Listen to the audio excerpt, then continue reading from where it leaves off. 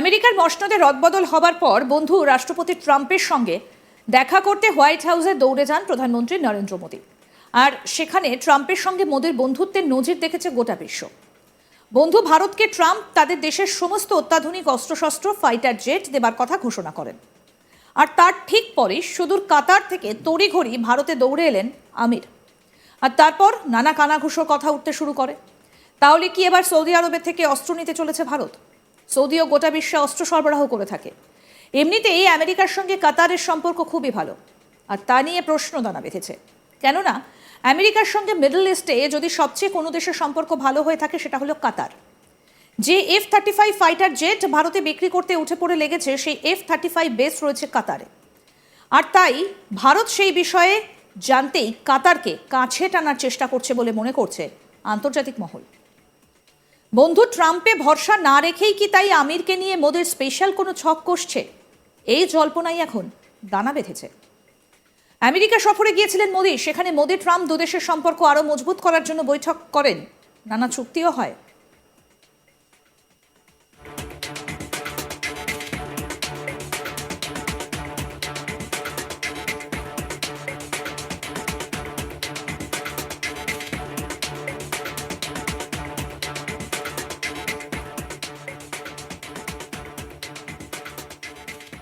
সদ্য আমেরিকা থেকে দেশে ফিরেছেন প্রধানমন্ত্রী নরেন্দ্র মোদী। আর তারপরেই কাতারের আমির Tamim bin Hamad Al Thani দৌড়ে এলেন ভারতে। আর তাকে স্বাগত জানাতে প্রোটোকল ভেঙে বিমানবন্দরে হাজির ছিলেন স্বয়ং প্রধানমন্ত্রী নরেন্দ্র মোদী। সচরাচর কিন্তু এই ঘটনা দেখা যায় না, তবে এক্ষেত্রে ব্যতিক্রম ছবি অবশ্যই ধরা পড়েছে। সোমবার সন্ধ্যায় কাতারের আমিরকে নয়াদিল্লির ইন্দিরা গান্ধী আন্তর্জাতিক বিমানবন্দরে যান মোদী তার সঙ্গে দেখা করতে। তাকে দেখা মাত্রই ভাই বলে সম্বোধন করলেন প্রধানমন্ত্রী। সেই সঙ্গে তার সঙ্গে কোলাকুলিও করলেন।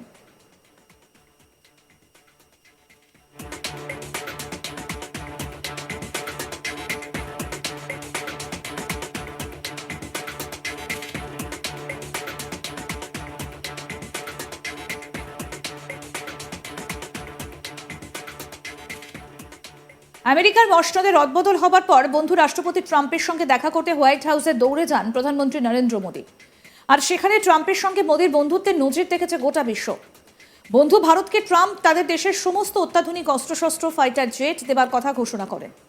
আর তার ঠিক পরে সুদূর কাতার থেকে তড়িঘড়ি ভারতে দৌড়ে এলেন আমির। আর তারপর নানা কানাঘুষো কথা উঠতে শুরু করে। তাহলে কি এবার সৌদি আরবের থেকে অস্ত্র নিতে চলেছে ভারত?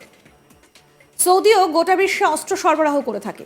এমনিতেই আমেরিকার সঙ্গে কাতারের সম্পর্ক খুবই ভালো, আর তা নিয়েই প্রশ্ন দানা বেঁধেছে। কেননা আমেরিকার সঙ্গে মিডল ইস্টে যদি সবচেয়ে কোনো দেশের সম্পর্ক ভালো হয়ে থাকে সেটা হলো কাতার। যে F-35 ফাইটার জেট ভারতে বিক্রি করতে উঠে পড়ে লেগেছে, সেই F-35 বেস রয়েছে কাতারে। আর তাই ভারত সেই বিষয়ে জানতেই কাতারকে কাছে টানার চেষ্টা করছে বলে মনে করছে আন্তর্জাতিক মহল।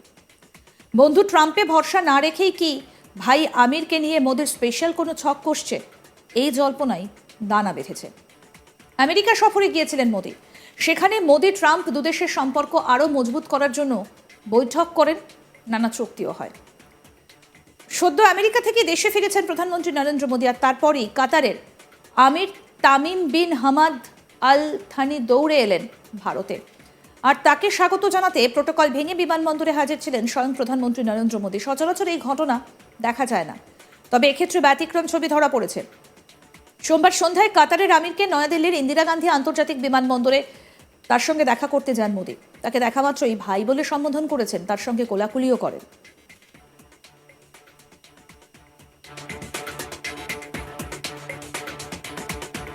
তবে প্রথম থেকে ট্রাম্পের মুখে যে সমস্যার কথা উঠে আসছে সেটা হচ্ছে ট্যাক্স। ভারত নাকি আমেরিকার থেকে চড়া ট্যাক্স নিচ্ছে, আর তাতে করে সমস্যায় পড়তে হচ্ছে আমেরিকাকে। আর তা নিয়েই ফের একবার সরব হয়েছে ইউএস প্রেসিডেন্ট ডোনাল্ড ট্রাম্প। তিনি সাংবাদিকদের মুখোমুখি হয়ে স্পষ্ট জানান, আমাদের কাছ থেকে পৃথিবীর সর্বোচ্চ শুল্ক আদায়কারী দেশ ওরা। এত চড়া শুল্ক যে বেগ পেতে হয় আমাদের।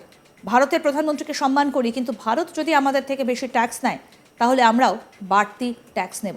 কি বলেছেন ডোনাল্ড ট্রাম্প, শোনাই আগে আপনাদের। They're just hurting themselves if they do that. I can't imagine it, but it doesn't matter. We're having reciprocal tariffs. Whatever they charge, we charge. Very simple. If a certain country like India, which is very high tariff, if they charge us X dollars, we charge them X dollars. It's all right. It's It's a fair thing to do. Even the media said it was fair. And it's going to be very good for the United States. এই বিষয়ে আন্তর্জাতিক সম্পর্ক বিশেষজ্ঞের অধ্যাপক doctor Rajagopal ধর চক্রবর্তী কি বলেছেন শোনাই আপনাদের। বন্ধু ট্রাম্প কোথাও কি একটা বেগতিক, সেই কারণেই কি নরেন্দ্র মোদী তিনি একেবারে ছুটে গেলেন কাতারের আমিরকে অভ্যর্থনা জানাতে?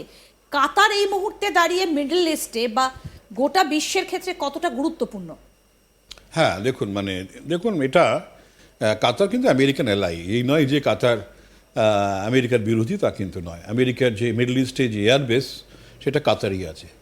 কাতার একটা এমনই একটা মিডল ইস্টে সবথেকে ভালো সম্পর্ক আমেরিকার হচ্ছে সৌদি আরবের সঙ্গে, আবার সৌদি আরবের আবার কাতারের সঙ্গে ভালো সম্পর্ক। হ্যাঁ, এই ওখানে নিজেদের নানা ঝামেলা আছে। ইরানই একমাত্র যার সঙ্গে অন্য কোনো দেশগুলো চলে। ইরানের সঙ্গে আবার আমাদের সম্পর্ক ভালো। আমাদের যে পলিসি সেটা সবার সঙ্গে সম্পর্ক রাখা। মিডল ইস্টে আমরা কারোর সঙ্গে সেভাবে ঝগড়াঝাটির মধ্যে নেই। আমরা জানি যে ইরানেরকে আমরা ওদের চা বাহার বলে এই বন্দরটাকে আমরা দেখে মনে করেছিলাম যে এটা পাকিস্তানের যে নতুন বন্দর তৈরি হলো তার বিপক্ষে যদি করা যায় আফগানিস্তানের মধ্য দিয়ে আমরা সেটার দিকে নজর দিয়েছিলাম, কিন্তু সেটা এখনও ঠিক মতন মেটেরিয়ালাইজ করেনি। আমরা ইরানের সঙ্গে অত্যন্ত ভালো সম্পর্ক রাখি। এবং এই যে কাতারের কথা যেটা বলছেন, যে কাতার দেখুন সে শুধুমাত্র আমেরিকার সঙ্গে সম্পর্ক ভালো রাখে তা নয়, তার এয়ারবেস আমেরিকান হিউজ এয়ারবেস এখানে রয়েছে, 10,000-এর উপর ট্রুপস এখানে আছে। এবং একই সঙ্গে দেখুন তালিবানদেরও হেডকোয়ার্টার ছিল কাতারে, হামাজের হেডকোয়ার্টার্স রয়েছে তারাবাদে, মুসলিম ব্রাদারহুডেরও হেডকোয়ার্টার্স রয়েছে কাতারে। কাতার সবাইয়ের সঙ্গে একটা অদ্ভুত সম্পর্ক তৈরি করতে পারে। এবং এই যে কাতারের স্কিলটা আছে সবার সঙ্গে সম্পর্ক, এবং যেভাবে ওরা 2000-এর যে আগে যে ওয়ার্ল্ড কাপটাকে করলো, ফুটবল ওয়ার্ল্ড কাপটা করলো, বুঝিয়ে দিল যে ওদের কতটা স্কিল আছে, ডিপ্লোম্যাটিক স্কিল কতটা আছে, ওরা বুঝিয়ে দিয়েছে। তো এই কাতারকে আমাদের ভীষণ প্রয়োজন, কেননা ইসলামিক ওয়ার্ল্ডকে আমাদের সাথে পাওয়ার দরকার ভীষণভাবে। একটা কারণ হচ্ছে যে আমরা রাষ্ট্রসংঘের যে সিকিউরিটি কাউন্সিল তার পার্মানেন্ট মেম্বারের আমরা একজন দাবিদার। তা আমরা মনে করি যে মুসলিম ওয়ার্ল্ডের একটা বড় সাপোর্ট আমাদের প্রয়োজন আছে। এবং প্রধানমন্ত্রী প্রোটোকল ভেঙে একদম চলে গেলেন।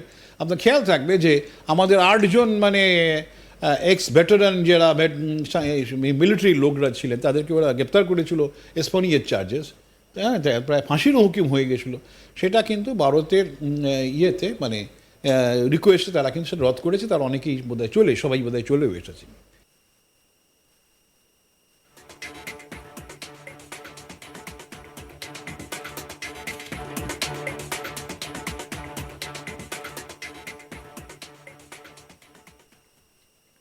আরো আপডেট পেতে দেখতে থাকুন আজ তাক বাংলা, সাবস্ক্রাইব করুন, নোটিফিকেশন পেতে বেল বাটন অপশন প্রেস করুন, হোয়াটসঅ্যাপে ফলো করুন আজ তাক বাংলা, ভিডিওটা লাইক করুন, শেয়ার করুন, কমেন্ট করুন।